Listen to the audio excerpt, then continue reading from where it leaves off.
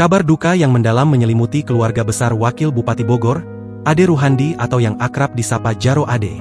Putra sulung politisi Partai Golkar tersebut, Al Ridwan, menghembuskan napas terakhirnya pada Senin, 2 Februari 2026, pagi setelah sempat mendapatkan perawatan medis. Pemuda berusia 22 tahun itu meninggal dunia akibat kecelakaan lalu lintas saat mengendarai kendaraan roda 2 kesayangannya.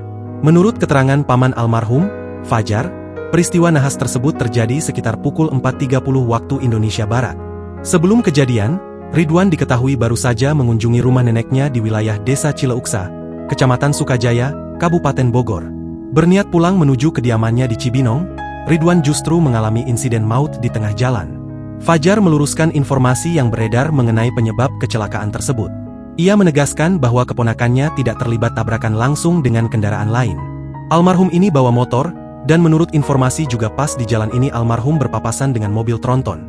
Ungkap Fajar, Senin, 2 Februari 2026. Bukan tabrakannya, tapi dia mau nyalip karena pakai motor trail.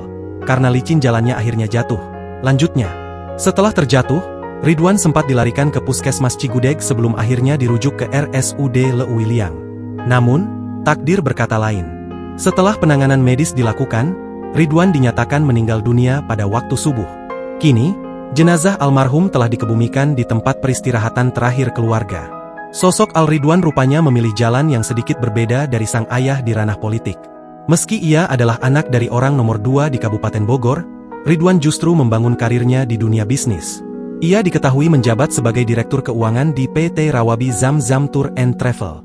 Kendati profesinya berbeda, Ridwan memiliki satu kesamaan besar dengan Jaro Ade, yakni kecintaan pada dunia otomotif, khususnya motocross. Download Tribun X sekarang, menghadirkan lokal menjadi Indonesia.